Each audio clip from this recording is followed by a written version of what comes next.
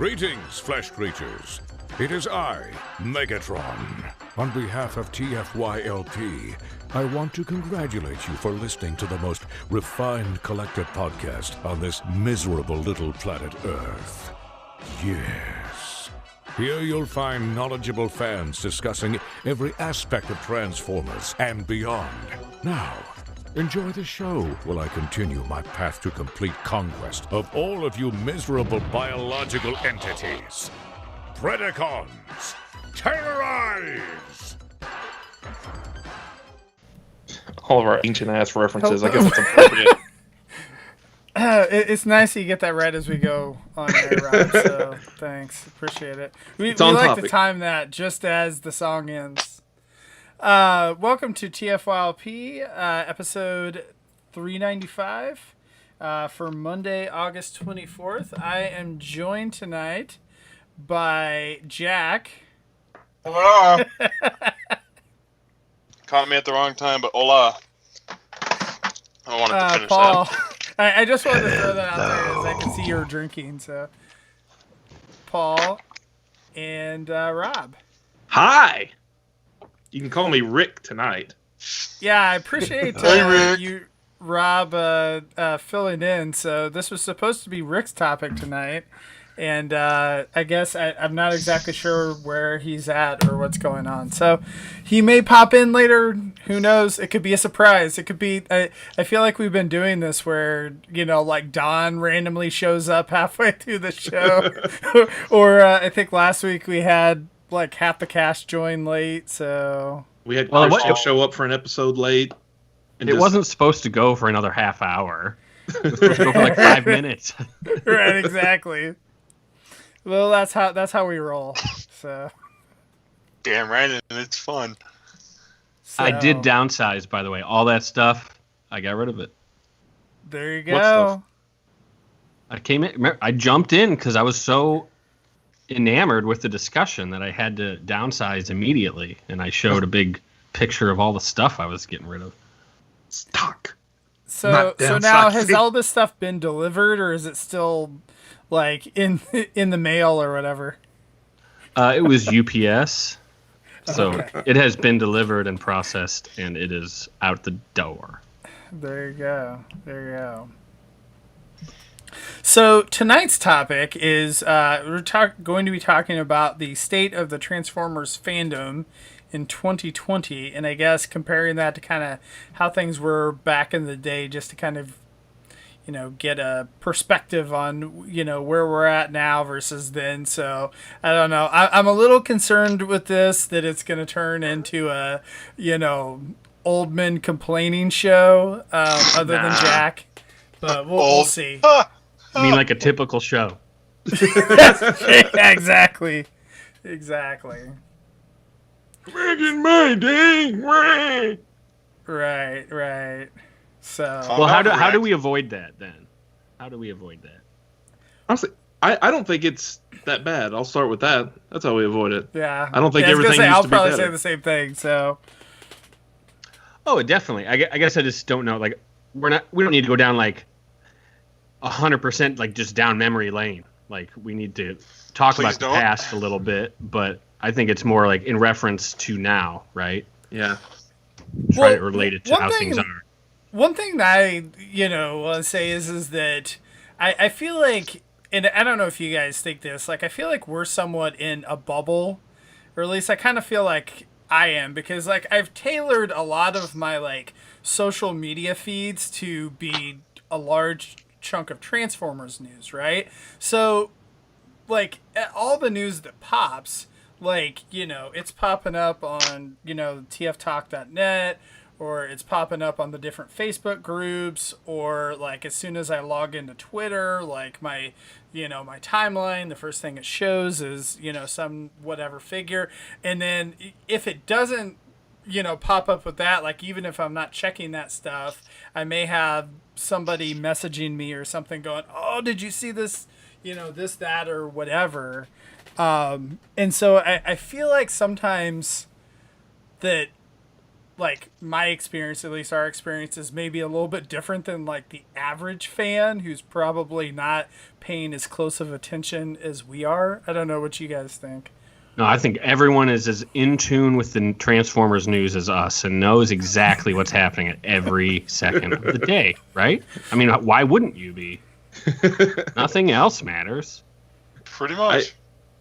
I find one of the big differences between then versus now is that now everything that just even flirts with the mainstream, like all of our not Transformer fandom friends and family, feel the urge to message us about this. Did you know they're making a Unicron figure? It's like some $600 thing. It's like, yeah, I ordered it like a year ago. I'm aware. I've been aware for a while. Did you know they made a Transformers movie? I'm like, yes. Yeah, I've seen them all. Well, I've been getting Have you lately seen the these kids with Transformers... transforming costumes on the side of the road? Let me show you this cool video. Yeah. Yes, Aunt Karen, I have. I'm good, thanks. I've been getting everyone, the topic of conversation has been, oh, did you know there's a new Transformers Netflix show? Like, so everyone that I know, like, when I went to softball over the weekend, they're like, oh, hey, did you watch it? And I'm like, yeah, I watched. We talked about it on a podcast for an hour and a half weeks ago. You're behind the times. Right. I had one of my buddies, another software developer. We were playing a game online together, and he's like, so a friend told him, and so he asked me, knowing that I'm a big Transformers nerd. He's like, apparently there's a new Netflix cartoon, and they're redoing Beast Wars, and I was like, okay. He's like, and apparently the Netflix cartoon is amazing, and I was like, okay. I was like, we're gonna have a talk. So I set him straight. Don't worry. But I was like, there's bits of truth to that, but that is not all. He's like, yeah, I didn't figure. He's like, that's why he came to me. I would be a source of truth. He was almost scared to ask you. Nah. You knew better. So, if we're talking about comparing a little bit about, what it was, and without dwelling too much on the past, but was anybody here part of the news groups? The alt transformers.talk or whatever it was, ATT. That's like the oldest thing I can think of. I see people mention. Like, I wasn't part of that. That was before my time as well. Can you put it in a time frame, like years? I mean, news groups were big, probably like late 90s. Maybe early 2000s. But by then, message boards were starting to take over. The web had, like, I remember in my high school, we finally got access to the internet, and it was like our Macs that we had in our classrooms could only render text. So it was a text-based internet. Like, you could go to sites had images at that point, but it couldn't render any of them. And having a computer that could render the full image and colors internet, there was a delineation. And God, you sound so old. I know. Like, did you use punch cards, Rob? Punch cards were slightly before my time. I just missed out on them. I know how they work, though. I've never made any, but I understand the concept behind them and how they work. My dad used to do a lot of that stuff, so I have like huge stacks of punch cards from my youth. The best was like in college hearing professors talk about like they would be taking their stack of punch cards and you trip and they're like, oh god, you hope you numbered them and you numbered them correctly, and you gotta put them all back. But yeah, that was kind of like the genesis as far as my understanding of kind of like an online fandom. I mean, if you go back further, it was letters, like people sending letters to like Marvel Comics, and back in the 80s, and then in the letters columns, people would say, hey, I'm starting a fan club. If you want to join and be part of a distribution list, send me a letter and I'll add you to it, and pay for stamps or something. And that's where some people like John Roberts, that's where he kind of got some of his start. James, Jesus. Oh, yeah, sorry. Jesus, I knew something. Roberts. Jesus Roberts, yes.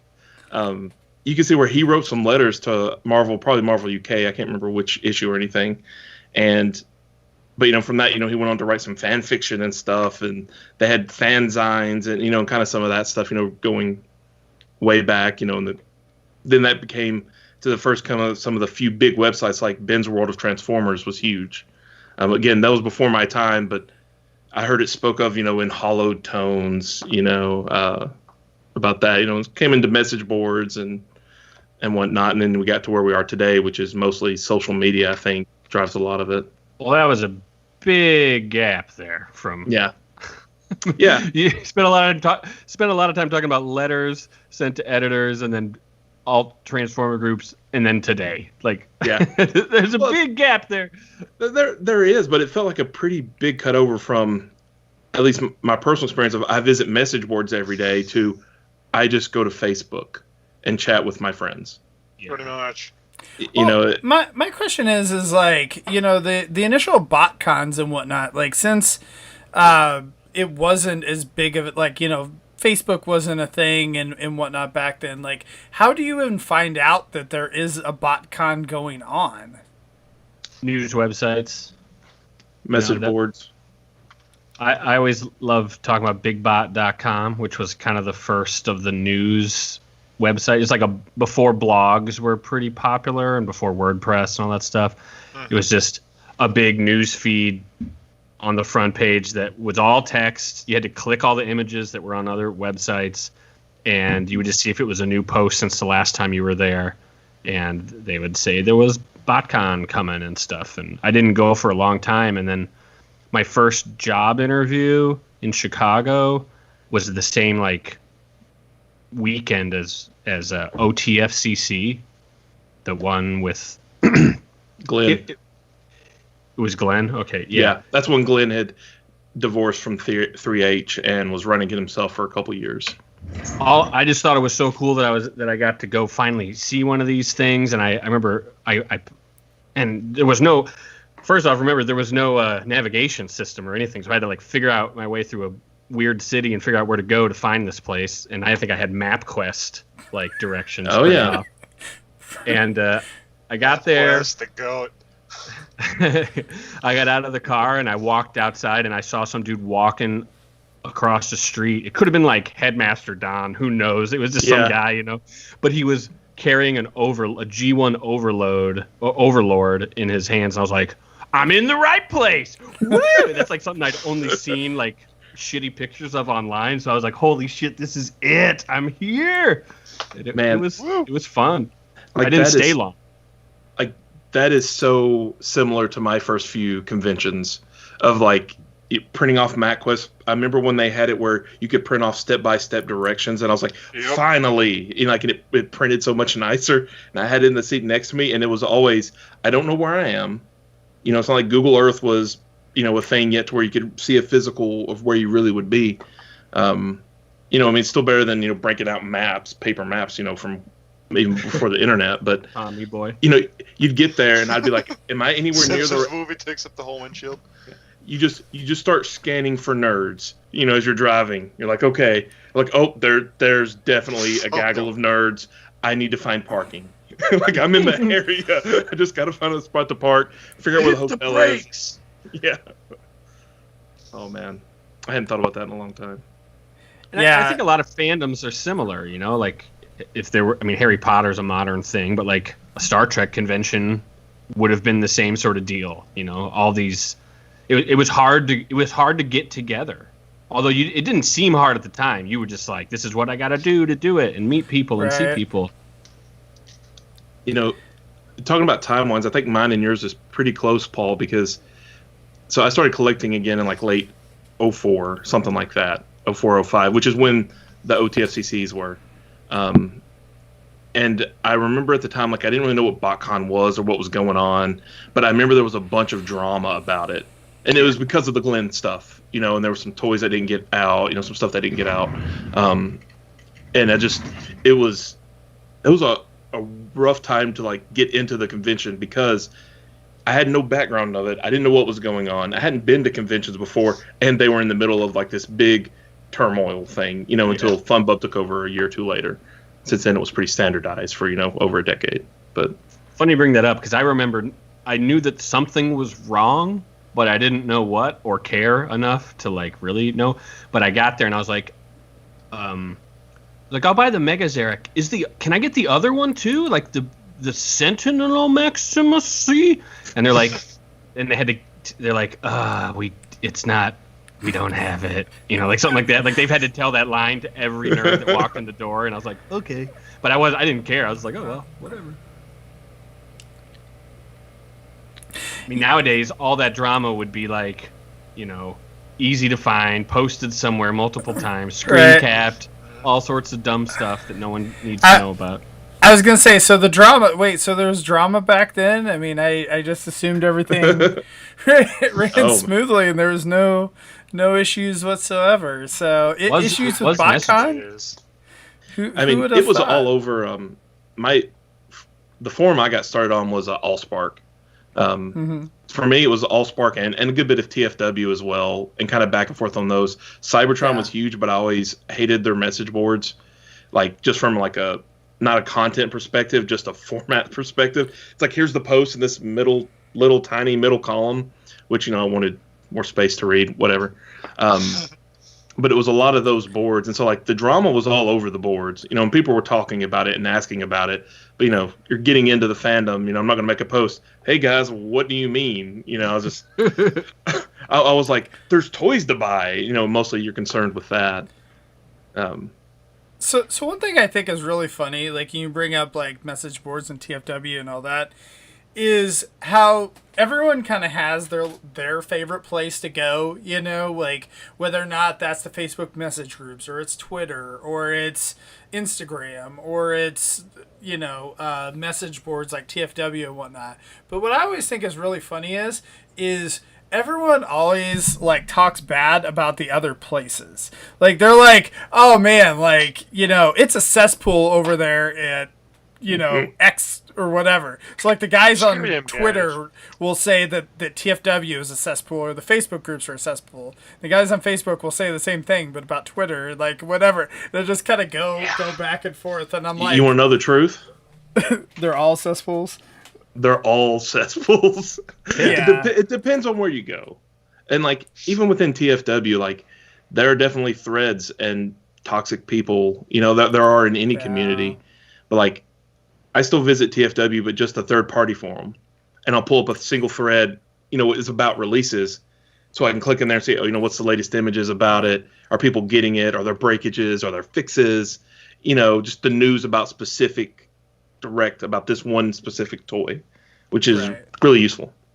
But it's one of those things too. You kind of have to know like your audience and what you're doing. So like if you go on the main board and you start talking about how great third party is and how the, you know, like that regular, you know, Hasbro figures are junk, you're probably going to get some blowback, and vice versa. If you go in the Fans Toys thread or whatever and start talking about how Fans Toys sucks and X Transbots is a lot better, you know, same deal. So it's like you kind of have to know your audience and who you're talking to and all that. And so I think that's probably some of the issue is that, you know, everyone gets adversarial, or they just assume, everyone online kind of just assumes you're adversarial, you know.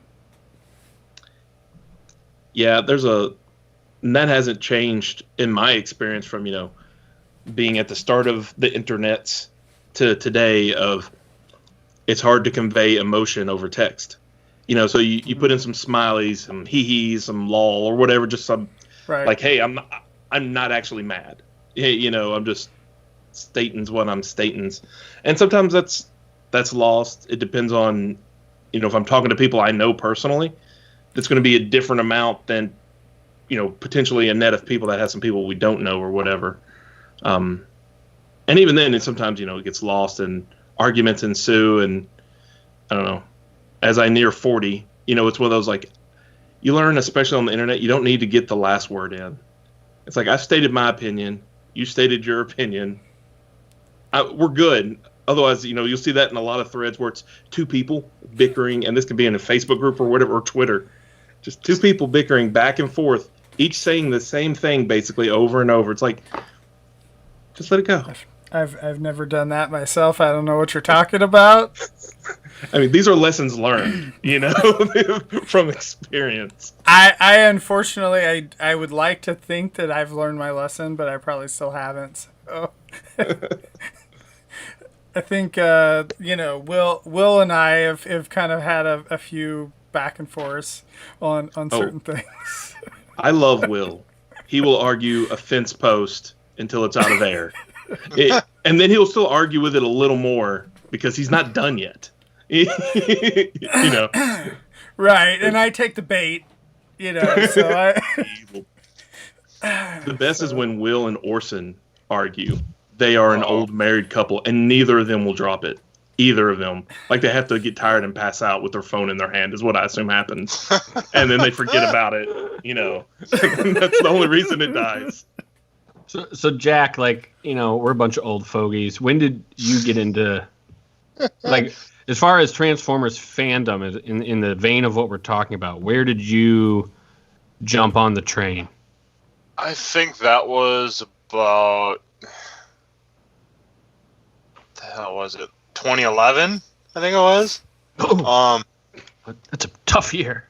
I had a kid by then. I'd already died twice. Marriage, kid, twice. I wouldn't be surprised, but no, I came in around there. I started with the YouTube thing, and shortly afterwards is when I got into the Facebook groups, and then TFW, and I kind of wish I didn't do TFW because oh my jeebus, that was. So YouTube. I mean, what do you mean? Like, you just watched videos on YouTube? No, I did reviews. Comments. You made your own. I had my own reviews. That was like a solid 5-year thing that I did. That finally ended in 2016. So yeah, I just ended up being. So yeah, like I said, once I started that, then I got into the YouTube groups, which like a few months later, I started doing my own live shows, kind of like this, but not full blown scale. It was more just random talking and what we like to do and all that. So it wasn't, like I said, too big. But so how did you go from starting with Facebook groups, then into TFW, and then out of TFW? I think I just found a site. I was in one of the groups and I found a link to the site, and I just said, screw it, why not? Just get out more and see what's going on. And sure enough, I just created an account, got myself started, and backed out. Blossomed, and yeah, pretty much backed out. I feel like for me, like the Facebook groups, it was like that somebody mentioned it like locally. That was like, oh man, you should join some of these groups. They've got some great deals, or you could sell some stuff. Like, it's a lot easier to sell in the Facebook groups than it is on eBay. Yeah. And so, and that, well, again, this was years ago, and this was, this guy or whatever, locally. So who you selling to? Wesley Dixon or what? Yes. Wow, throwing some names out there, huh? Local celeb. So he's beyond local. No, so it was just a local guy that was like saying that you should check some of these out. I think you'd like them, and you can buy and sell and whatnot. So, yeah. It's one of those where, and I don't know if this is an age thing or what, but I've mentioned that my forum usage these days is just directly threads for single products that I want news updates on, and that's really it. But like, I've tried joining the Transformer. I mean, I'm in several Transformer groups and in some Ninja Turtle groups or whatever, and I don't do much in them. I don't like, for conversation. I don't find it interesting, and I think it. I don't know how much of it has to do with like today's politics of making echo chambers for ourselves, but like, I'm only interested really in chatting in private groups of people that I know. Like this, I'm just going to talk with random Transformer fans. I'm like, over it. I know enough Transformers people, that whose opinions I care about. I care about what my friends think. Other people, I'm kind of like, and I can't get engaged in them. I fall out. But I feel like, is it a lot of it is just ourselves and our own journey with collecting and, what you did. So like how you were, consuming this kind of stuff years ago is probably not the same as like what you're doing now. It's the same way as conventions, where probably like when you first went, you're like, oh man, all these panels are amazing, and you loved them and all that, and then now you're like, well, I've seen most of these, the people that appear at the panels 5 times each. And so it's like, I don't really need to do that. I'm really just going to hang out with my friends. Dude, I don't know what your situation is, but like no one goes to the panels until like they've been to their 3rd or 4th convention, because that dealer room is like a drug hit. Yeah. And you gotta you gotta get used to like, oh, okay, I don't need to spend any money. Like the panels stop you from spending money. That's what they're for. They're like where you a go hard stop. They're where you go to think about what you just saw that you actually want to buy. Yeah. and you're kind of like secretly hoping, man, I hope it's sold by the time I go back in, because I don't want to drop that money right now, but I want the thing. And you get hyped up. You get hyped up into buying things. Yeah. Like I know my like literally my first convention was BotCon 05, and I went as a walk-in. Or sorry, 06. I too. Here it was because it was in Lexington. It was in driving distance. The drama seemed to be starting to get over because FunPub had done a year. It wasn't well received, to be honest. But I was like, oh, I can drive there, spend like $10, and that's a whole other story. I'll skip it. But on point is, I didn't move from the dealer room the entire time, and I hate it so much because it was a Beast Wars year, and there were all these Beast Wars voice actors and Beast Wars panels, and a lot of those people haven't come back. I mean, obviously, like David K came to a gajillion BotCons, and he's an awesome guest, so that worked out. But there were a lot of people that didn't. But yeah, I was overwhelmed by the dealer room and didn't know what to do with myself. These days, it's different. Going, Jack? Oh no, I was gonna say I kind of had the same thing during my first and only convention before TFCon 2020 got canceled. My first one was TFCon in 2014 in Chicago, and it was the same thing. I did not leave the dealer room at all until we were like, we're good. I'm good. You just kept coming back to that ripped apparel booth, didn't you? It was a joke. Yeah, I was gonna say I don't remember that, but I could have. Wow. I know. I feel like when you're first getting into the fandom, I would suspect if you're a new person coming in, it's probably going to be the Facebook groups. I mean, I could be wrong, but right. Maybe when you don't know one in the fandom and you want to be part of the fandom and you're just excited to talk about toys, that's why you go to any of these things, or to talk about whatever your hobby is. I guess you got to start. You don't know anyone, so you're starting from zero. But then after you get to the point where it's like a bunch of people, there's no point in arguing with strangers or even just happily discussing stuff with strangers sometimes.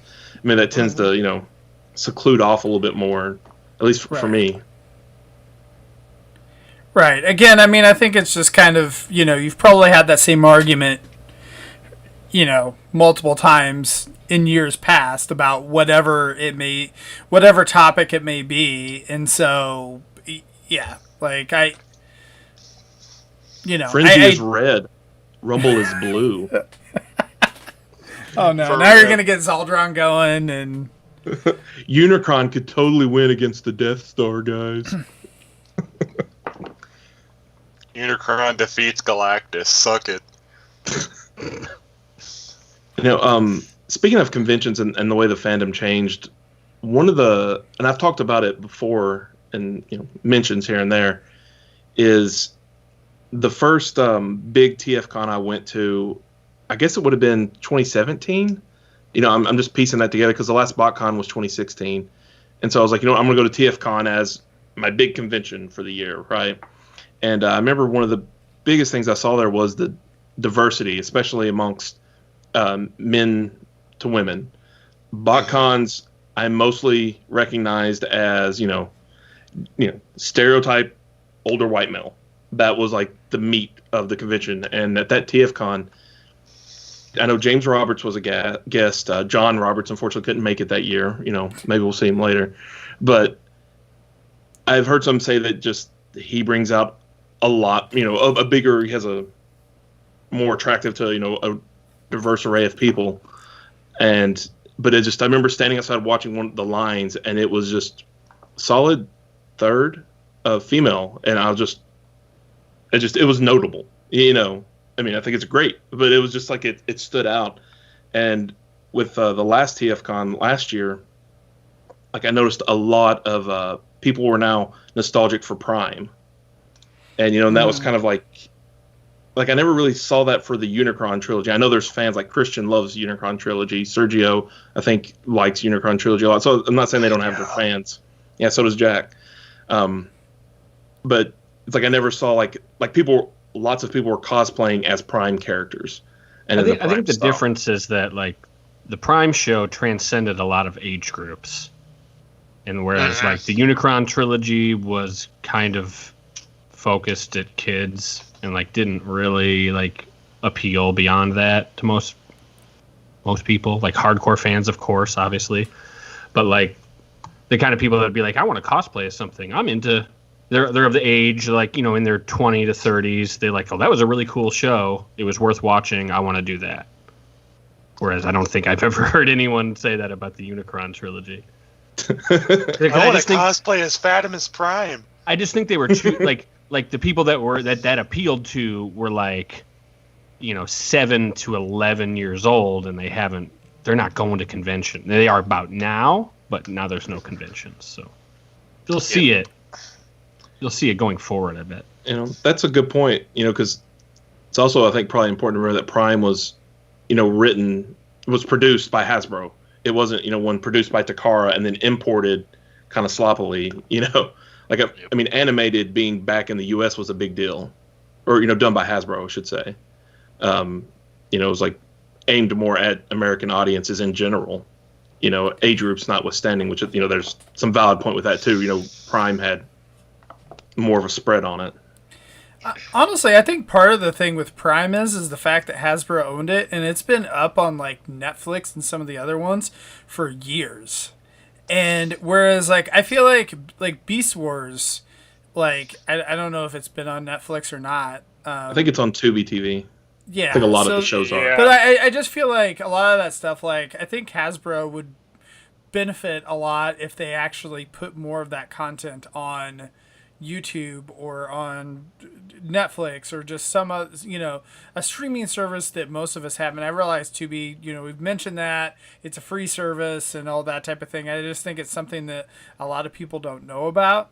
And so I think that part of the thing with Prime is that, one, it's a good show. It was a well-regarded show. A lot of the critics praised it and whatnot, and it's on Netflix. So I think it's one of those things where I think a lot of people, even like with the new Transformers show, where they watch that and then they go, oh hey, what other Transformers stuff's on here? Oh, Prime, okay, I'll check it out.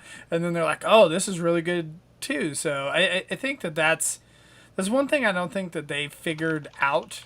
That the more your media is out there, the more people are consuming it or are into it. Yeah, I think Prime is probably one of the most accessible shows that they've had for like many age groups, young and old. Like it has enough drama where it's like a 20-something, 30-something could stand to watch it, without getting too annoyed.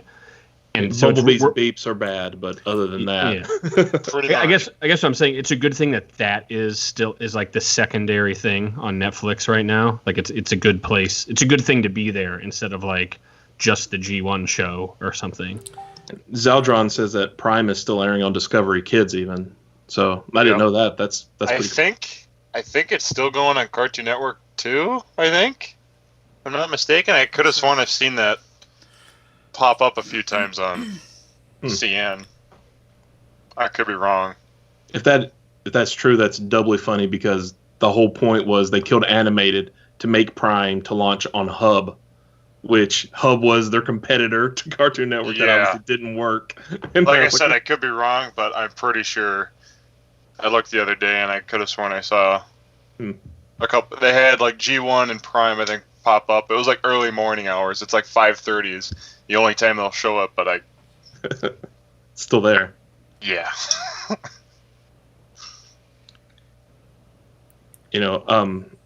One of the I guess switching subjects a little bit, the biggest changes I've seen, just kind of with a little bit with the fandom, but really like how the fandom engages with the hobby, like is just the way you buy and sell stuff has changed so much from, back in the day. Of course, it was pretty much the dealer room. Of course, before that, it was literally listing stuff in the Collectors Club had their Master Collector thing they did. Before that, it was like sales lists at the back of Marvel Comics. Then the club had a thing where you could get your stuff for sale out there, and then it used to be like selling on the boards was fire, like selling stuff on, especially TFW. That's part of the reason I ended up gravitating towards there, is how quickly things sold there versus like on Allspark where it didn't sell at all. And in eBay has been an option for forever as well, but TFW used to be just as competitive. These days, stuff doesn't move on the boards, and unless it's like some hot third-party thing, it doesn't sell in the groups either. It's like, it's all eBay. It's kind of like one has come to rule them 90% of the time, and it's all eBay. It's all Amazon, but I guess you're talking about used stuff, right? So like, yeah. eBay, the garage sale gutter of the internet, still kicking.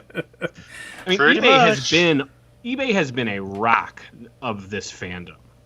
I know eBay has like tons of uses and whatnot, but I just feel like Transformers kind of like propelled eBay in a way. Like they were the collectible toy that sort of like that's the only reason I know what eBay is because I looked at Transformers and I was like, I remember back in like 96, 97, I was like, oh, let me see what's on here. And I just happened to look up, it's like G1 Sunstreaker. And there was one mint and sealed box, and there was like, holy shit, it's up to $220? Like, I had no idea. Like, I remember I had been into a comic store somewhere when I was visiting my grandpa, and they had some G1 Transformers. And it's the first time I'd seen them in years. And the prices were like in the hundreds of dollars. And I just like, it was my first like foray into collectibles and vintage toys. And I was like, but I had that as a kid and that was $10. Like it just didn't, it was a tough, like, whoa, like where is this coming from? And then when I finally saw it again on eBay, I was like, oh my God, these things really are, like people are paying this money for them. Holy cow. Like this is a real thing. And I just thought there was so much action on eBay, and you could learn so much back then. Before the web community websites and stuff. That's where I learned what Black Zarek was. I was like, what is this Black Scorponok thing? Oh my goodness, it sold for $300. This is crazy. I didn't have any money. Like I worked at a pool over the summer and had a paper route. I didn't. It's like those numbers were just unfathomable to me at the time. But I mean, because of that stuff, we've kind of gotten where we are with the pricing and everything. I'm curious, like, of the different properties. Paul, you went away? I'm here. Don't worry. Okay. But I'm curious, like, what the breakdown was of the different properties and whatnot. So if you're talking, like, Marvel versus DC versus Transformers versus Star Wars and, all those different collectibles. Because I've still said that, like, I feel like the vintage toys for Transformers is just one of the more, like, higher volume markets. Like, again, like, when those Ghostbusters reissue toys came out with Walmart earlier in the year, like I was excited for them because I'm like, oh man, like I never see these. I mean, you do see them on eBay, but like I feel like some of those vintage Ghostbuster toys, it's just you don't see them come up, and you don't see them come up in good condition the same way that you do with Transformers. Like if you want a G1 Astro Train, like I mean, there's like I don't know how many listings are on eBay right now. It's like a zillion. All of them. And so yeah, I don't know. It's just a lot different. I know we've mentioned it before, but Transformers is one of those things where the brand has had like a year or two where it wasn't active, like in the 90s at some point. Like I think it was after G2, but before Beast Wars, or before Robots in Disguise, something like that, or not Robots, sorry, Machine Wars. Like there's like some small gap in there of like a year or two. like Peter could tell you the exact dates. But other than that, they've always been putting out product. They've always had something out there. Sure, they weren't always as big as they were in the 80s. They've had ups and downs, but they just constantly put out stuff. Like, one of the biggest properties from the 80s is Ninja Turtles. And that cartoon ran for 10 years. Like, when I learned that the Ninja Turtles cartoon ran for 10 years, I was shocked, because Transformers was huge. It almost has very little break in them putting out toys every year. But its cartoon ran for really a movie in 2 seasons, or sorry, 3 seasons. It's like it didn't have a lot comparatively to Ninja Turtles that ran for 10 years, but there's no convention for Ninja Turtles. Ninja Turtles had huge breaks where there weren't really any toys to speak of, and it's never achieved that popularity that it did in the 80s. Like, the Transformers brand is wholly unique. I don't know. I mean, I see a lot of Ninja Turtle stuff out there. Like, I feel like it gets lumped in with, comic conventions and whatnot. And it did definitely go away for a while. But I think that, I know Aaron Archer has talked about this too. The fact that, like, Beast Wars and whatnot kind of saved Transformers. But then because of that, it's reiterated itself and it's like reinvented itself every few years now. And so I think that that's something that's definitely helped the brand, become fresh, and it hasn't become stale. Like, whereas, like you said, Ninja Turtles, like, after that 10-year run, like, there was a huge break. And Star Wars is kind of the same way, where there was it's like after Jedi and until Episode 1, it's like. Well, like, even when Ninja Turtles has come back, they came back in, like, they had Next Mutation, but let's not talk about it. They had the 2003 Fox Kids cartoon was excellent. But then, they went away for a couple of years, sold to Nickelodeon. They got the new show, which did pretty well. But at one point, I think it was Walmart quit carrying Ninja Turtles toys because they weren't selling good enough. It was either Walmart or Target. One of them dropped them. I don't know if they're back in there or not. I think it was Walmart. Yeah, and so, like, you could only find them at Target. And that was it. And, like, losing Walmart from carrying your toy line, that's not good. And right now, Playmates is doing hardly anything with the brand because they can't figure out what works. Like, I don't think the Rise of the TMT toys sold well. And then, like, they said they were going to try to do some stuff for, like, classics or whatever, and nothing ever came. So what they do, they started licensing it out, and now we see Super 7 putting out Ninja Turtle stuff and NECA putting out. Hasbro, sure, they do lots of licensing agreements for, like, statues and stuff. They don't license out transforming toys to other people. Like, even Super 7 got some Transformer action, but I don't know if that's going to continue. The reaction line's going to continue now that they're making Red. I don't know. But, Transformers is pretty unique. I think the difference, though, too, with Ninja Takara. Sorry, Lucas. Oh, sorry, go on. But I think that's the big difference, is the relationship with the Japanese counterpart. And that's why they won't give out the transforming part. They won't give it to another third party because they already think of Takara Tomy as their partner, who's already the third party. They're like a third party to like anything that transforms. Takara and Tomy, is actually what it is now. They are the ones that they get a piece of all that. As far as I think Rick said that, I've heard that down the line. It's like that. No one knows how the actual written agreement looks, but that has a lot to do with why that doesn't happen. Because then you'd basically be like, pushing out Takara Tomy in that deal, and that wouldn't go well. But it would be considered rude. I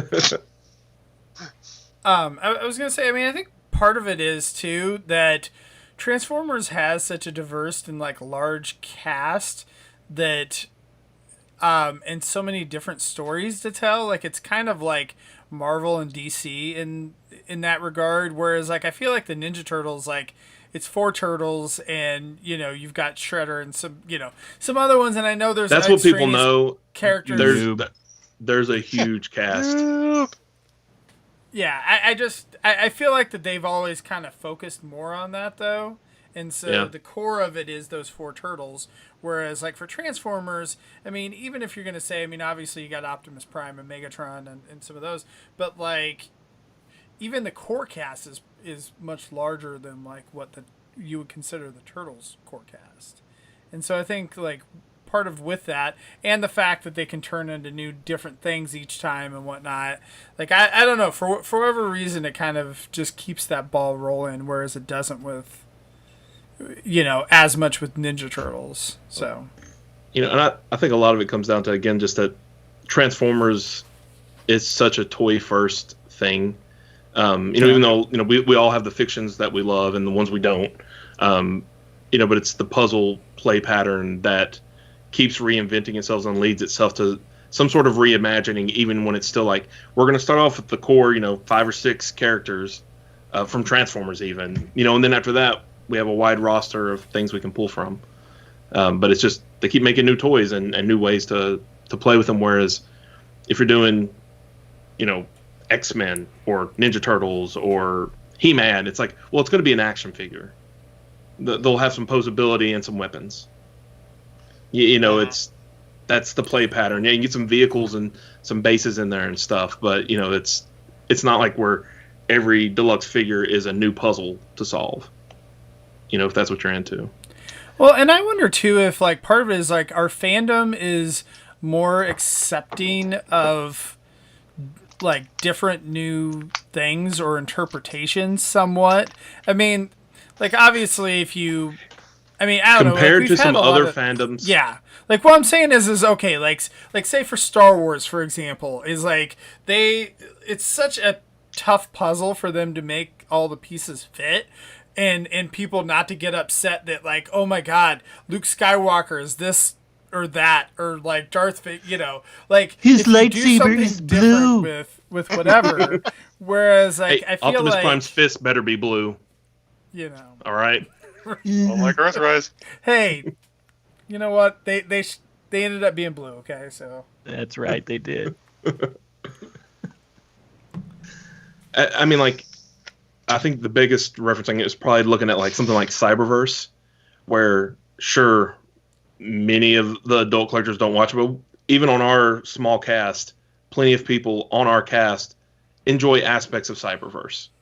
Whereas, like, if you look at the Ninja Turtle community, the amount of adults that you can't mention Rise of the Ninja Turtles without it being an immediate flame war from, you know, everyone involved, and everybody hates it. I mean, I've never watched it. I don't care, but like, it will not happen. You cannot have it. You couldn't have a discussion about that if you wanted. At least you could with Cyberverse.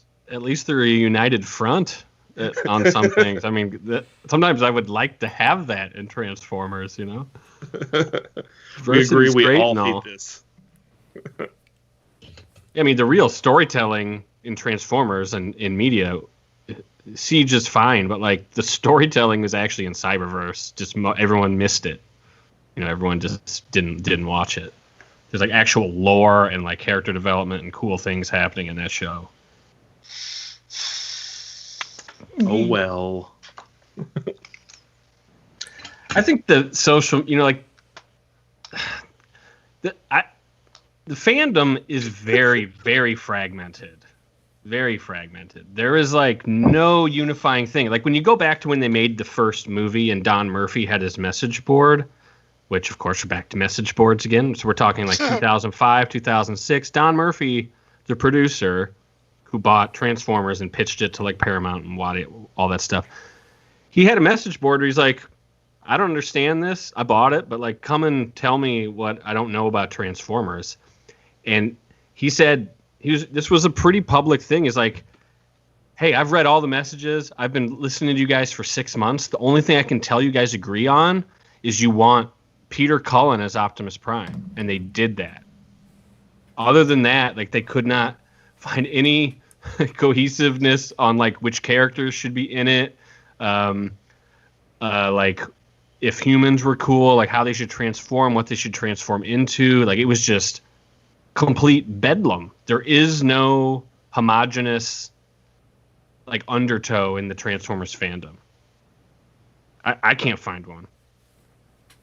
Optimus Prime should be a good guy. Megatron should be the bad guy, but except Megatron wasn't always a bad guy in the later half of IDW. Well, there's a lot of people that hated that storyline. the Megatron redemption arc and whatnot. I can't believe they let James Roberts do it. I mean, I loved the arc. I thought it was really well done, but just even at the time, with as hands in as Hasbro had gotten into everything at that point, I was just surprised they let it happen. I was glad they did. Well, they even put an Autobot symbol in the toy that came out. They were like, you can make him an Autobot if you want. The leader tank, the shitty tank toy. Yeah. It came with the decals to do that, which I thought was I forgot about cool. that. So they, like Hasbro's been very good to their creators, as far as I can tell from the outside, not being the creator that's worked for Hasbro. Like they're really good at it, but it seems like they let them run with what they want to do instead of like mandating all sorts of decrees. I mean, we know they definitely did mandate some, like the crossover events they mandated, which were always the lowest of the low points in any IDW anything you read. Like, it reeked of it. And then, of course, as Fun Pub's time went on, Hasbro got more and more, messing with things until they outright canned it and said, we'll do it ourselves. We can do it better. And we know how that went. But I feel like even talking to some of the, writers and, artists and whatnot on IDW Transformers, it was so much more flexible than, like, working for DC or something like that. Like, whereas DC, it's like, you have to do this and you have to do that and whatever. Whereas, they may have suggested some, like, general points even in some of those events. But I don't think it was quite as stringent as some of the other ones. So, but well, I think again that comes from Transformers being primarily a toy they need to sell, and the story was latched on top of it. Yep. And so, like, Hasbro's not a storytelling company, no matter what sort of like, family company line they want to like spit out at us over a shareholder meeting or something. They're a toy company. So it's in their best interest to like pass the heavy load on to the creators that they've hired to do so. So I think in DC they were a comic book company. They had to sell books. So the story is what sells the books. I mean, there's a variety of things, but so of course they had to mandate that stuff. Because imagine James Roberts coming in and telling them which toys to make, and they'd be like, "Get out of here." I mean, but then again, we got Write Drift. your story. But, to me, that shows collaboration by Hasbro to make something like Drift or Windblade, which kind of, I know that was like a fan vote thing where like you voted male or female and then like what alt mode, and, we did some of that stuff, but yeah, you're right. Very there was a lot of collaboration. So, I guess trying to bring it a little bit in reference to our topic tonight, like the fact that Hasbro did kill the convention and there's no longer an official convention for people. Like, I wonder how that looks to someone new coming in. Like 2020 notwithstanding, 2020 has been a shit year. Nothing's been happening. We That's get an it. understatement. Yeah. But Dairy Con's still on. Have fun. I'm going. Ugh. I'll meet you there. Got to get those exclusives. But the 2020 nonsense aside, I kind of wonder how that is, because I don't know about you guys, but that was, a large window into a larger world. Like, yeah, there was internet message boards. There's a big difference between anonymously chatting with screen names and, like, hey, random dude. Like, I first got introduced to it really heavily through the official club boards at the time, which the official club boards was a small group of people, but, like, we all were pretty passionate about posting on there. And when it came time to get a room for BotCon, the first year I went to TFW, but then I found out about the club boards, whatever. And so I met some people there, and then we started organizing on there year after year. And, that's over time, most of those people fell out, but like I still chat to them on Facebook all the time. We kept those social bonds, and it became more and more where I went to BotCon and it was like, oh, we all just started hanging out together after the show and in the evenings, we started getting lunch together. We became more than just random person that's helping split a roommate bill, that I don't think will, jack my shit, at the end of the convention and run off with it. Which kind of made the club boards nice because it was a smaller, audience of people as opposed, hundreds or thousands on TFW. You know, it was like 50 to 100 of us that actively used the board, if that, the club board, that is. But you know that doesn't exist for people anymore. You know, there's not a way to get to a small a small group of people. You know, there's no way to narrow that down because it's a public Facebook group with a gajillion people or a message board with a gajillion people. And then there is no way to, again, this year, there's no official, like, obvious go-to convention to go to meet people in person and, you know, to run into people in the dealer room, sit next to somebody in the panel, you know, strike up a conversation or overhear something, or, you know, I think it's harder to find that random roommate in some ways to kind of get you into it. You know, you'd have to do it for TFCon, but how would you know about TFCon? It's not an officially endorsed thing. I think it's a longer road. I don't know. I think that stuff gets spread quite a bit on the Facebook groups, which is like the entry point for most people these days.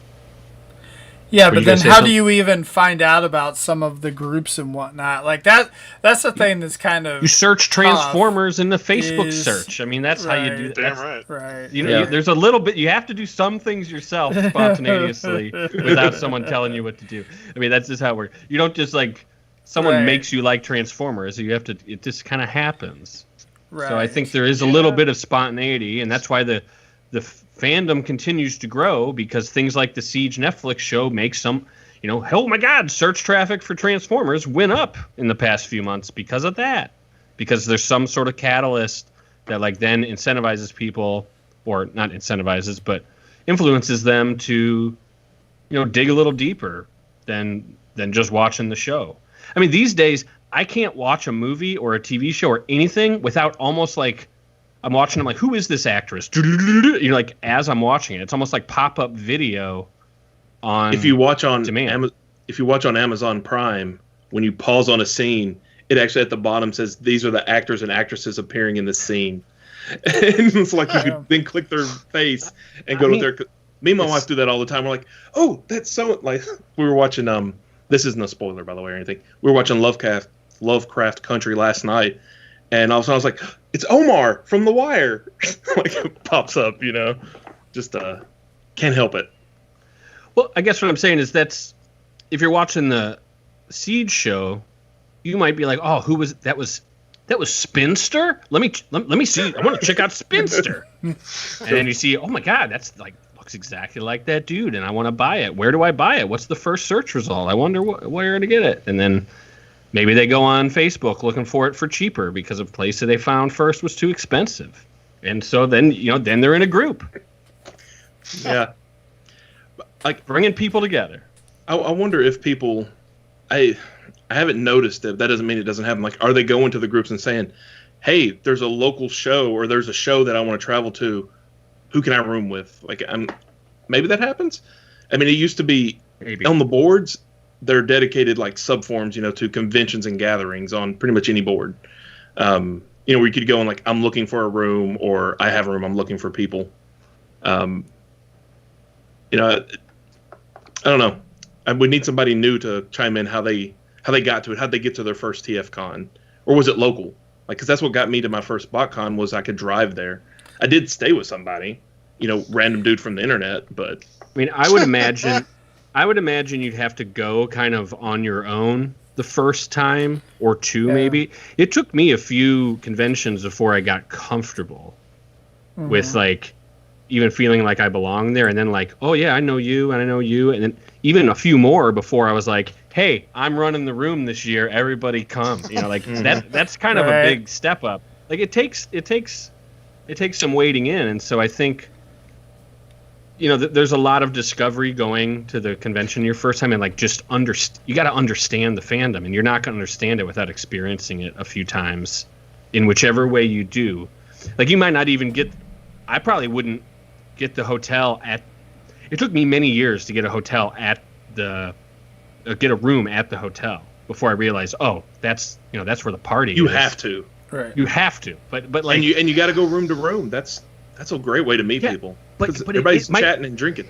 It might take you, unless someone takes you under their wing. Like the time I met Brooklyn Paul, like I showed him what to do. Like he had never been to a BotCon before, and he was at like I think the hotel across the street or something. Like, oh, dude, you're hanging with us all night, and like changed his life because he had someone to show him what to do. Because otherwise, you're just did it change his life for the better or for the worse? You'd have to ask him. He met his wife through the fandom. Both. Actually, right? He's like hardcore. Yeah. Like that whole experience. Now he's like big time into the conventions and stuff because his wife works for TFCon. Well, like, Crazy. so Paul, we were introduced through Grant, and Grant was one of the hardcore club boards users. Yeah. And he was that first year I stayed with that 2005. That was Pappy from Pappy Collectibles. That was just random. I mean, I didn't know he was a dealer. I didn't know anything. Just need somebody to stay with, and it worked out. But then the next year it was with Grant, and me and Grant roomed together for I don't remember how many years, before like all of a sudden he didn't make it a year, or things worked out weird and, got shuffled around or whatever. Then he stopped showing up as much. But I remember the year you showed up and like a lot of the Chicago people showed up.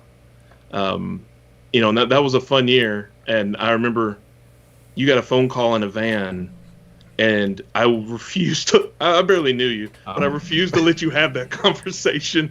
And you had it on speakerphone because you couldn't hear it otherwise.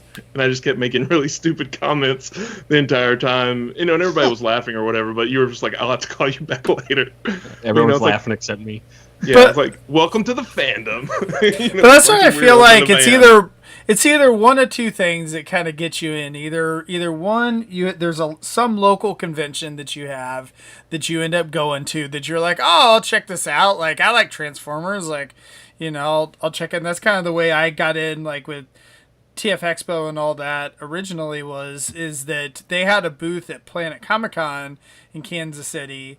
And I found out, they're like, oh, hey, like you should come to our local, convention. And so I started off, with that. But then I feel like a lot of times it's also, like you said, you have some crazy friend that's like, hey, I want to drive 16 hours to whatever place, where BotCon is and whatnot. Like, I need somebody to split gas with me.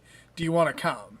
And you're like, oh, well, I guess I don't have anything going on that weekend. Like, sure, sounds fun, kind of thing. So I think it's kind of like a combination of one of those, two things. So I don't know. I would say that it would seem weird to randomly room with someone, but I ended up doing that with TFCon DC. Was that 2017? Which one? Yes. So TFCon DC, the first DC one, like I ended up rooming with Tony and Antoine. Did Antoine room with me that year too? I think Antoine did too. And I can't remember. It kind of runs together. But anyway, it was one of those things where like Sean, from the show was like, hey, like I met this Tony guy at BotCon. He seems pretty cool. Like he needs a roommate for TFCon, and I had never met this guy before, so I kind of messaged him, talked to him beforehand to make sure he wasn't like some kind of weird, stalker guy. We're all kind of weird. Well, yeah, I mean, outside of the normal weirdness. But yeah, like I was kind of weirded out because I was normal weirdness? I've never really like I'm flying across the country to like room with someone I don't know. This guy could like, whatever, take my kidneys in the middle of the night and whatever. But anyway, I've already ruined my kidneys. Joke's on him. So, but yeah, and again, that was another guy that I met at conventions. Tony's great, and we roomed with him this last year too, and so it's, I don't know, that's kind of almost like kind of the experience is to find some of those random people tag-alongs, whatever. It's like you bring a friend and they bring a friend, and yeah, unfortunately it's kind of more of a virtual thing this year, but yeah, I remember back on the TFW boards, we used to I'm in Tennessee, but Kentucky's not that far, there used to regularly be a Kentucky meetups. Like every year there would be, we'd have a big one, usually at Megamus's house. A lot of people know Brett, aka Megamus. Him and Orson, but a lot of times it'd be like Brett's house, where Brett would be a big part of organizing that. And a lot of it would just be for a day. Again, we organized that on the board, but it was local people. So I met a lot of people through that as well. And then you'd see some of them at the conventions, especially when it was nearby. But coming, because I'm driving further than the rest of them, like I always had to crash at someone's house, because I was like, because we're going to stay up late, being nerds. It's like I can't make that drive home that night, so you get to know people a lot better when you spend a night on the floor, or I don't know if they got a guest room if you're lucky, just depending on where we had it. And so I think trying to figure out like how can you get into the fandom locally these days. I know there's a toy store in Nashville I've talked about a couple times called Totally Rad, and like they have a private Facebook group. Like they manually approve everyone that joins to make sure there's someone that's local. And so like places like that, there, like I'll do a little chatter with some local collectors there sometimes, and that's nice. That may be a way to start engaging with the collector fandom larger as a whole. Because I know there's more and more of these kind of local toy shops popping up. Brick and mortar stores for vintage stuff. There's also like toy hunting groups. If you live in a kind of a decently sized population area, there's probably one for your area. Like toy sighting stuff on Facebook. Right. So like locality is another way to engage with other people, like you're saying. Yeah, there's actually a Midwest Transformers group too. Like Middle Tennessee. Like just for that. And is it a high traffic group? Nope. But there's like 5 of us, and we post pictures of things when people see them, and and chat back and forth, and like, hey, pick that up for me, sure, whatever. That's a little different. Our group, I think, our local Kansas City group has a couple hundred people in there, and then they keep having to deal with scalpers and whatnot getting into the group because they quit posting so much of oh hey, this is here, this is there, because they're like, I don't know what happened. Like there was a dozen Red Hulks there, and then they were all of a sudden gone after I posted about it, like in the group, because it became so big. And whatnot. But yeah, no, I definitely agree. And I think that that's something that, either search out a local group, or if you don't have one, like create it. And then, like you said, there's going to be some type of a nerd community in, your town, to where like there might be a convention, like, maybe centered around whatever convention you may have and whatnot too. And so it's like join some of those groups, and then you can try to get some cross-pollination between that, and then get people into your group as well. And then we also have too, like I know like our Kansas City group, like there's a Wichita group, there's an Oklahoma group, there's a 4-state like group that's the like Iowa and Nebraska and all that kind of thing. So there's like a bunch of like ones around us to where like we're all in these groups kind of together. And so then you can kind of, like kind of pull between the different groups and whatnot, and kind of talk about it, because your experiences are somewhat similar, living in a similar area. So. Yeah. The more I think about it, the more, I know comic shops used to have like game nights back in the day, or they'll do special events or sales. I think that can be a good way to start like engaging, just to get that locality, finding that small local group that can help, then lead you into a larger world, because it might get you to meet a few people in person. And then from there, it's like, okay, now I got somebody maybe I can be a roommate with at a convention that I need to travel to, or even I was going to say, the funny thing is like, I feel like there's a lot of people that engage virtually, like in our local groups, that don't want to meet up for whatever reason. Like, either they're afraid to, or, I don't know what, if they're afraid to, if they just don't have time, or just whatever. It's like easy to do it on Facebook, but, it takes a little more effort to go whatever. But yeah, so, there's a lot of people that, you just see them online and they're your online buddy, but you may not necessarily know them in person. I would encourage people, like, some people don't want that interaction, and I think that's fine, but if you are somebody that's wanting to kind of get into the larger world of things, just maybe start there, or we obviously our podcast has a Facebook group, that when conventions start happening again, that could be a place to say, hey, who's got a spot, who needs, who has room to split this hotel bill, because that can make it just so much more affordable. I don't know. I can't imagine still being part of the fandom if I hadn't done it. Yeah, no. I mean, that's the thing is I feel like I've spent a lot of money because of being in this fandom and these groups and whatever. I don't know. I feel like there's a lot more engagement and fun and whatever, but then you end up buying a lot of stuff too. So you're muted, Paul. Damn. You do that because you buy all this stuff because you get excited and it's fun, and yeah, there's a little bit of like keeping up with the Joneses, I guess, but like that's not necessarily supposed to be part of the fandom. That's your own thing, But seeing people's toys and seeing stuff posted online, yeah, it influences you. It's like, oh, I want that now. That's eye candy. That's cool. I didn't know that existed, and it like shows you like how much depth and breadth of character this fandom really has.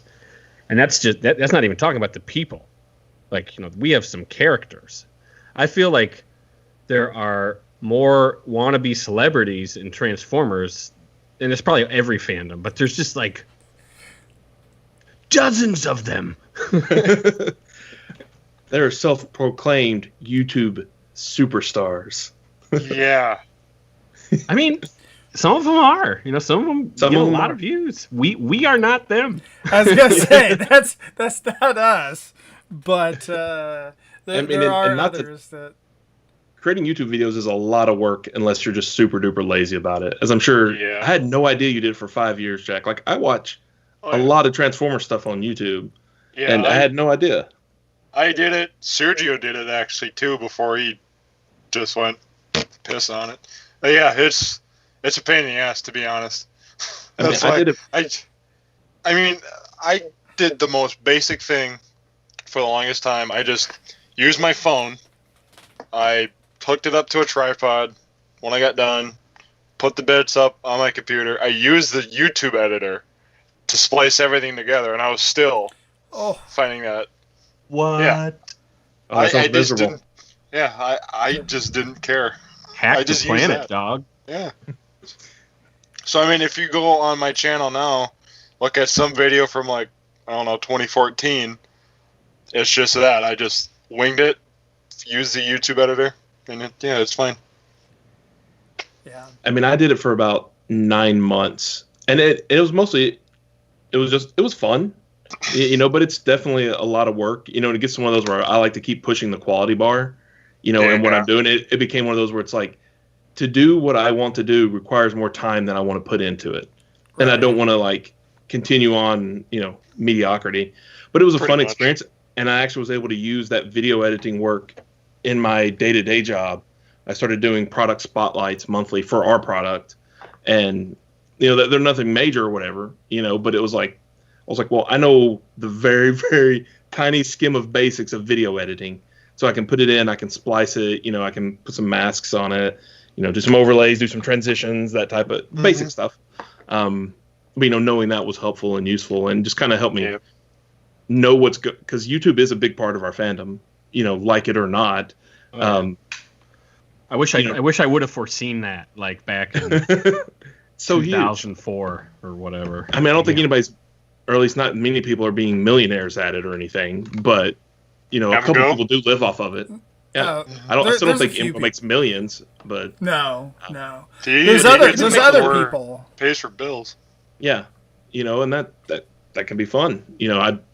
I would hate to mix my hobby and my work. I mean, I already did that with software development, and now I hate software development, so I don't want to do that to Transformers. But it helped me appreciate, given how big YouTube is in our fandom, knowing how much work goes into a video. And I ran into it was actually at the last TFCon. I was selling stuff out of my room, and a guy was asking me about stuff, and I was like, I know your voice. Who are you? and it was a Vault Matrix.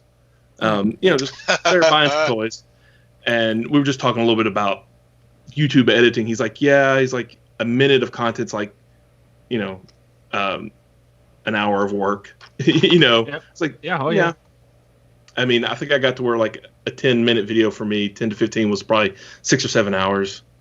But to try to do it at least remotely decently. My videos are all crap. Don't get me wrong, but but on the flip side of that, you do that work, but then like it could potentially get like hundreds of thousands of hours of like view time. Yeah. From all the people that see it. So, back in the day, like editing something to be shown on the network, you never know how many people are going to watch it. Now you know, and so like. Sure, yeah, that's a ridiculous amount of time spent on that, but like the return is exponential if you have that audience. Yeah, and especially if you can get the algorithm to like you.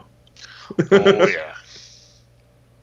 Hey, real quick disclaimer for anyone listening: the X-Men Legends Marvel HasLab Sentinel ends in an hour. Oh, so if you didn't, better be asking. If you wanted a Sentinel. Better get it. Watching it. Better be watching it. I don't want to see you snoozers on Facebook tomorrow. Be like, I missed it. I had 4 months to get it. I missed it. Just like that Skywarp. I was waiting until I get money. That's one thing that's been kind of crazy this year is just with all the exclusives and whatnot. I mean, I've seen a lot of people missing out on stuff and that they've, complained about that. I mean, even like these Coneheads that we're going to be reviewing tomorrow on Microcasters, like... Nice plug. There's some people that Shameless plug. I think that they canceled the pre-order, like some of the people that order towards the end, I think, like, I don't know if they're having trouble fulfilling some of those orders and whatnot, and some others who snoozed on it completely, that aren't able to get it. So yet again, we're going to be doing a review on a figure that you can't actually get unless you pay aftermarket prices. So hopefully it comes back in stock on Amazon. I don't know, but that's not how that works, bro. No, it's done. It's called Sizzle Sold Out. So, that's, again, talking how the fandom engages, the amount of online exclusives we've had this year, and that's some of that has to be COVID related. Like, I don't, because some of it would have been convention exclusives that didn't happen, so they had to come out through other means. That's many brands. That's not just Transformers. It's not even just Hasbro properties. A lot of brands, they had to, put them out other ways. Again, with the death of the club, Generation Selects has taken over a lot of what we kind of would have spent at that money to FunPub for both. Because remember, at the end, FunPub was producing like 40 toys a year, between the box set, the attendee exclusives, and then the subscription services. Like they were doing quite a lot. I mean, maybe it was more like 30 or 25, something like that. I can't remember. Depend on if their Troop Builder pack was actually individual toys or not, which later years, even the Troop Builders were all different characters. That's a lot of toys that they kind of replaced, and it's just completely different way to buy now. It's like, and if you don't get your pre-order in, if it's not a made-to-order order, and most of the Hasbro stuff isn't, then you snooze on those, you can lose quick. I think Bug Bite you can still order. I don't know about the G2 stuff. But then there, it's funny. So Friday night, a couple of selects went up because they were announced at Hasbro Asia, I think, like Singapore or something like that. That's the G2 stuff, right? Yeah, the G2 stuff. So it was a G2 Megatron, which looks fantastic, and I don't think that has sold out yet. I'm not sure, no, but there was a on at least on Hasbro Pulse, the Sandstorm came out, and he sold out within like an hour on Pulse. Now you can still get it, I think Big Bad still has it, Entertainment Earth and places like that. But yeah, like people were complaining. They're like, "Oh man, like I missed out. Like what the heck? I wasn't expecting Friday night at 9:00 that I get some random bizarre pre-order or whatever it was." And especially for that to sell out in an hour, I think is. But I mean, like for what's worth, the Big Bad is like $2 more. It's not a big deal, right? Right. But yeah, I don't know. It's a big markup there, Rob. It certainly was strange because it was like no preamble. It was like, "What's up? Peace." Well, I mean, Hasbro put out that schedule of here's our upcoming, even more exclusive, and that Friday wasn't on that list. So even people that were trying to be prepared and be tuned in, they got their push notifications going on their phone for when there's Facebook messages. Like they're amped. It's just whoosh. I think they just the companies are too big to like do these really targeted releases. Like it was clearly the Asia company was going to launch it, and like they find out like Friday morning before they all went off for the weekend. Like, oh shit, make sure this thing's ready to go at 8. Like, the same thing happened with Gigawatt. What's funny to me is that we had Sandstorm images leaked that morning. And I was like, oh, this is something that's going to be coming down the pipe. Interesting. I didn't expect to be seeing a pre-order for it that evening, with like full gallery, professional photo shoot done. Yeah. It was like, I mean, I know like, lists have been leaked and stuff like that for a while for things that were coming up because they got solicited, but, to retailers and whatnot. But still, like, the image got leaked and that day you were buying it. Yeah. And like, who knew it was the Seeker Sandstorm? I mean, my God. Like, if you saw a list of items, like, oh, Sandstorm. We thought it was some weird Springer repaint or remod that they had done. G1 Autobot Sandstorm. Hey, cool. Triple changer. Cool. All right. I don't know what that's going to look like, but cool. But I never thought it was going to be a fucking jet. Like, my God. Which, makes it surprising if they haven't done G2 Mirage or G2 Swoop. Or maybe they're in the pipeline. Like, they obviously have recentest figures. I mean, I guess Swoop is, that's ancient. That's Power of the Primes now. But I don't know. I mean, there's somebody at Hasbro that really wants to get those unreleased G2 figures out. Like I don't know what it is, but I mean, this has been somewhat of a trend now. I mean, Bug Bite, that's pretty left field in my book. Like, maybe I'm wrong, but I mean, I knew what the character was. I knew what the homage was, but that was a popular bot concept, but not for Bug Bite. It's because the Seekers were in it, Well, but Bug Bite, like over, it's flipped over time. Has it? Like Dreadwind and Bug Bite are the expensive ones in that set. Yeah. Okay. Thrust is still valuable because he's the one that has the special parts. But yeah, time does strange things to value on toys and collectibles. but then it's funny talking about the fandom though too. When the Bug Bite came out, like then people were complaining, oh, like you used the Cliff Jumper mold instead of the Bumblebee mold. Some people wanted to see that, them use the Bumblebee mold that's upcoming for Netflix. So. I think that's valid. I mean, I think they would have waited. Mold. I mean, I would have expected them to wait since they hadn't put the Bumblebee yet out if they were going to do a Bug Bite until Bumblebee was ready. I'm guessing, they want to get Bumblebee out first before they use the mold, but that's what I thought. That's the reasoning I expected. But I mean, the head is great because I don't think it's the same head as the Earthrise Bumblebee head. I think it's slightly different. You mean Earthrise Cliff Jumper? No, it's Earthrise Bumblebee. If you look, the head is similar. I don't know. I think the horns are different. Are they? But I don't know. That's I expected it to be the Bumblebee head, but when I looked at it, I was like, oh, it's different. But maybe I'm insane. And how have they not released a glyph yet? I know Anna's been clamoring for a glyph. How have they? They didn't. I mean, how have they not? Great question. Yeah, the head does look a little different. So, maybe not. Maybe it's the same. I feel like it's just painted differently. If there is if I could see a comparison between the two, yeah, you could definitely see it. But it kind of looks a little. No, it looks the same. I think I'm just on the crazy train. Crack. Yeah. I mean, I think that I'm on plastic crack. I think the summary here is that, like, again, compared to back in our day, like, online exclusives are a much bigger thing than they used to be. It used to be you had BotCon exclusives and maybe a few store exclusives, but they usually weren't anything too amazing, in my opinion. But there was some interesting stuff in there, definitely. Yeah. But the meat of like the hardcore collector stuff was from FunPub or BotCon, and now it's online, and it's more and more, and it's, Walmart exclusives. Walmart's getting Red Series as an exclusive line, at least for a little while. NPM Starscream's coming out. It's a Target exclusive. Out. Yep. It appeared in Chicago today. Yep. Like it's in my trunk. I mean, it's been in Tennessee as well. It's been spotted. I haven't checked my Target. I might check it tomorrow. Mine actually gets here. Might tomorrow. be gone It's by then. like, I don't know. It depends. I don't even know if it's there. Actually, hang on. So I'm gonna take a trip up north tomorrow. Come on, Paul, let's do it.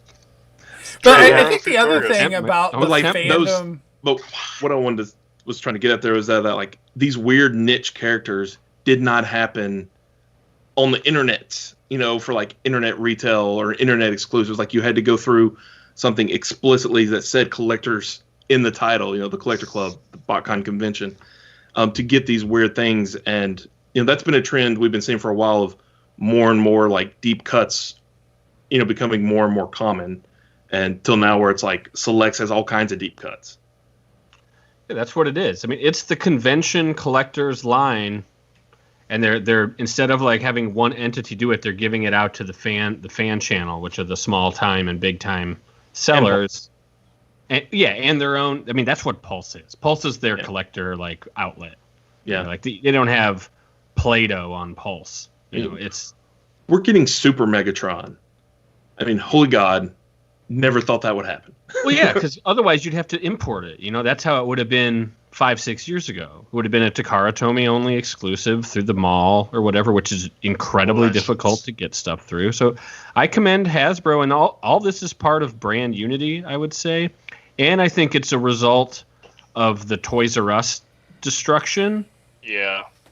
And then the COVID thing, like, I mean, a lot of this had to have been planned, but like it just sort of like was serendipitous that this was all planned for this year, and COVID happened, and it's all online. Because let me pose a question to you that someone posed to me recently. What's Black Friday going to look like this year when you can't go to the store? I think Americans will go anyways, and it'll be really bad. Well, I think it's going to be like 100% online. I think it's going to be online. I think that it's already trended that way in the past anyway, and I know that a lot of the large retailers already said that they're not opening on Thanksgiving like they used to. That'd be great. It seemed like before they were all like, oh yeah, like we're going to open at like 2 p.m. on Thursday. Like now it's almost they actually, I know Walmart announced that, and I think Target did too. And I don't know if the other stores no doorbuster sales, just Cyber Monday. I think it should just not be open on Friday. Just be like go online. Just go online, guys. Like we want to give our employees have been working overtime for 7 months, and we're giving them this day off now as a holiday, calling it White Friday. So the one thing though that I'll say about the Black Friday stuff, because I did that at Best Buy. Some other color than black. I did that at Best Buy last year or whatever, and it's like, oh, you can just pick it up in the store, and it's so easy. And then you go in there on Friday, and like half of the store is just stuff that people ordered, sitting in a huge pile.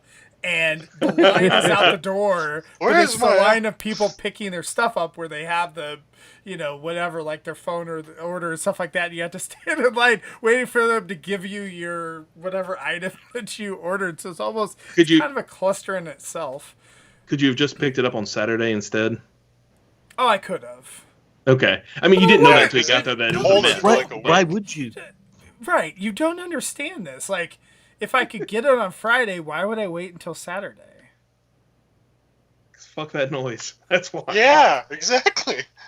I mean, they'll hold your order for like a week. Well, it depends on the store, but it's like a lot of stores just like, we will hold it for a week. I mean, after that week, you're boned. You have so much self-control that you can't understand the average person anymore. You know that? I know. I do get it, but I'm also like, man, it'll be fine. I mean, I don't even stand in line at conventions anymore. Like, when I was mentioning the TFCon line, and I was surprised by all the females in it, is like, I wasn't going to go line up to be early in the dealer room. So instead, I just stood off to the side. Like, I showed up like 5-10 minutes after the dealer room opened, and then just watch the rest of the line go in, and then just walk into the end. I was like, I'm not standing there for hours. I'm too old for that crap. I'm gonna sleep. Sleep is where it's at. Woo woo. Yeah. It's like, okay, if I miss some hot toy that sells out, oh well, I'll get it. I'll be able to get it. More money for later. I know. I'm so sad I didn't make a visit up there. Party Central. I'm going there next. I'm gonna ask if she'll room with me. To bring the party to you. Amber, can I can I pal up with you guys? You guys are cool. Where's that at? I don't know. TFCon last year. They had a bar in their room. It was so much fun. I didn't want to leave. I think the cops came. Who knows? We're gonna have to drag you to the next TFCon party. Is that the cops come? Right? Oh, I'm going to Baltimore, so yeah. Nice. You don't have to worry about dragging me, so you don't. Yeah. Oh, I guess awesome. I am. I haven't canceled my table, so I better be going. I haven't. I guess I'm gonna drive. I haven't figured it out exactly yet. It's so far away. It's over a year away.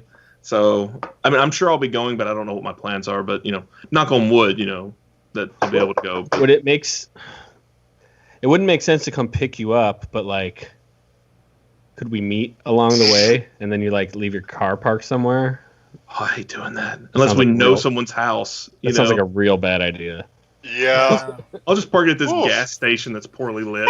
It'll be fine. Park behind the building, nobody will notice. Be like Back to the Future and let's just put it behind a billboard. Yeah. Right? Yeah. It'll be fine for 30 years. Put a tarp on it. I mean, my car ain't worth shit, don't get me wrong, but I still don't want it, Put a tarp on it, you're fine. Yeah, honestly, park it in a Walmart parking lot. No one will notice. I feel like the difference with the fandom now, though, is that people can be a lot more interactive with what they create. So, there's something before where, say that somebody is taking these gorgeous photos of transforming toys. Well, anyone can do that. Honestly, phones even, the cameras, if you get it good enough lighting, you can make pretty good looking photos that are good enough to go up on the internet if you get, whatever, Adobe Lightroom or something like that to edit it. And so I think that's open to a lot more people. And again, anyone can create a YouTube channel, anyone can do, whatever. And so I think that if you put out good content, people are going to notice that. And if you are consistent with it and putting it out and whatnot, you're going to grow an audience. And so I think that, that's something that's different compared to how it was years ago, where I don't think that, we could have been doing this, years ago. Even what we do here, that it's not something that was as easy to do back then as it is now. It's a lot easier to get noticed now with the way hashtags work and searchability, and there's platforms now where you can post your photos where other people do, and if you catch enough people that are interested in what you're doing, you can get noticed. Where before you just had to have your own website, you had to have your own forum or post it in a forum, and hopefully someone reads your thread. So yeah, you can interact with a lot more people a lot quicker and see some real results. And become one of those celebrities. Be ready to put in, if you want to get, serious with it, they'll be ready to put in time and work. Yeah. It's funny because we're here on a Transformer podcast. Anybody can do this. We make a Skype call and we pipe it out. It's not rocket surgery. Yeah. One of my favorite phrases. Remember Google Hangouts? How simple it was. Yeah. Click a button and you're on. Yeah, rest in peace. Although I think they're bringing something back now that Zoom is taking over because of COVID. I think now it's Google Meet. I haven't used it, but I know it's there. But give me a glass of meat. Google MEAT. Google Meet. Just bring back Google Hangouts and call it good, for shit's sake. I didn't know they got rid of that. Was that recent? Yeah, that was 3-4 years ago. Yeah, it's used been to. A while. Oh yeah. It's been at least a couple years because I know I know there's a couple podcasts that were using it that still, like, they went to the very end and then they're like, oh crap, I have to find something else. I mean, Hangouts is still around in like instant messenger form, that type of stuff. And, you can even have multi-user chats in there or whatever, but the whole video chat thing is dead. Right. And you could immediately just stream it to YouTube and whatever. It was a lot more integrated. Yeah. That was great. Well, I know we went for a while. Is there any other points or final thoughts that we want to make before we wrap? Before we started the show, it's concerned about like it'd be too much on the negativity. I don't think we've hit that at all. But back when it was news groups, people argued over inane bullshit. When it became message boards, people argued over inane bullshit. When it became social media, people argued over inane bullshit. That has been a constant throughout human history. It will always be there. And if you want to get into it and argue with strangers, you absolutely can. A lot of this fandom, I think any fandom, it's what you make of it. And if you don't want to argue over stupid crap, then don't argue over stupid crap. You can post your opinion out there, read some of the replies. If people are hostile, just ignore them and move on. Because people are always going to disagree with you. If everybody tells you you're wrong, sometimes when there's smoke, there is a fire. Maybe take it to heart a little bit. But if they're all like, "You suck, I hate you," then just move on. And just maybe find a different group or try the next thread instead. Be it a message board or a Facebook group or wherever it is. So it doesn't have to be a negative experience if you don't want it to be. Nope. And nothing beats. I highly recommend getting to meet some people. As an introvert, I get that that's weird and it's hard. But like if you get to a convention that's large enough to have a board up with room-to-room trading, definitely write down those numbers. Go to the rooms. A lot of times you'll go in those rooms and people will be like, grab yourself a beer. Or, fine, bring your own beer. Whatever it takes to loosen you up a little bit. You don't have to drink if you don't want to. Yeah. Come to my room. Now, what if you like to argue over stupid crap, though? Like, what if you like that and think it's fun? Get drunk and forget about it. Then you were going to love the internet. It is. In person, though, none of those arguments are ever that bad because people are usually, they realize, I'm not saying they can't be, Paul. I mean, but generally people are a little bit more jovial and more willing to joke about is frenzy red or blue than get dogmatic and mad about it because who cares, realistically. If you're losing an argument with Rob, just feed him some more shots. And then eventually you'll win. Bring the whiskey. Rob's great right before he gets the spins. I'll have to take y'all's word on it because I think I'm still me, but I'm just louder. I already don't have a whole lot of barrier to speaking my mind to begin with. It doesn't take much to get rid of what little's left. I mean, I think the fandom's alive and well. This COVID thing has given people more time to discuss what they like, on the internet with other people. So and I'll tell you what, toy sales are up, and I think it's related. And I don't think we have any, like what Rob said, there's always some dark days or some dark moments in the fandom, and it's a little like, ooh, just unplug if someone is like badgering you or it's getting a little too much. I mean, that goes beyond Transformers, just like social anything. Like if someone's really causing you grief, it's best to just get out of there. So, don't overdo it, and find some people you like, and hopefully they like you too. And it can go beyond just being on the internet. It can be in person at a convention or something. So, find the people that like you and you like them, and you'll never go wrong. Hotlink says so. I don't know. I'm excited that Jack's coming to TFCon 2021 because we've never met in person, right? Because you only went to one convention, and I wasn't at TFCon 2014. The only ones from the podcast I met at TFCon in 14 was Sergio, but that was before he joined, and then Duran, and that was like for a split second. I was walking past him, and all of a sudden I hear this dude say, "Hey, Jack," and I quickly turned my head because he was like literally a foot behind me, and sure enough, it was Duran. I'm like, "Oh, sure enough." So yeah, I think I was. Hey, Jack. It pretty much sounded just like that too. Yeah. Well, that'll be fun. We had a lot of fun at 2019 getting a cast because that was a lot of time, or that was the first time for a lot of us meeting each other. So. Yep. That was a ton of fun. That was really special. Yep. But yeah, no, I echo the same thing that all you guys say is you can make the fandom what you want it to be, and I think that that's the thing that's cool now is that there's a lot of spaces out there and a lot of divergent areas, so you can kind of just find your niche and what works for you. Whether or not it's social media or if it's message boards or YouTube or just whatever, there's something you can do, and you can always kind of go back and forth between all the stuff. But yeah, I myself, I am also excited to finally be able to go to some conventions here when the time is right. So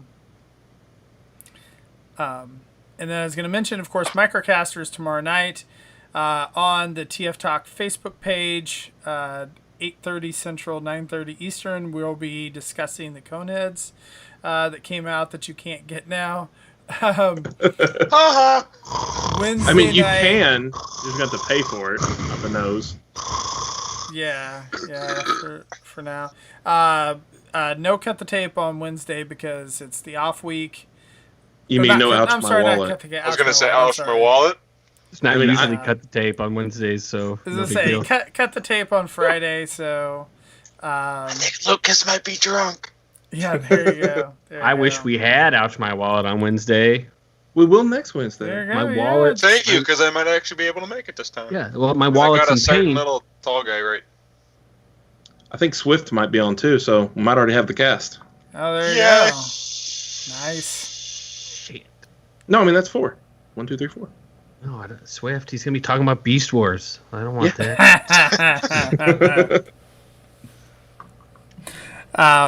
Just kidding. Yeah. So, and then if you want to continue the conversation, join us on Discord. The link is pinned on the Twitter page and on the YouTube or whatnot as well. And then if you like us and what we do, consider supporting us on Patreon, patreon.com/TFYLP. So, all right. Anything else before we wrap? Spider-Man. All right. I love thanks, Hotline. everyone. He's cool. Thanks, everyone, for joining us, and we will see you next week. Night. Goodbye.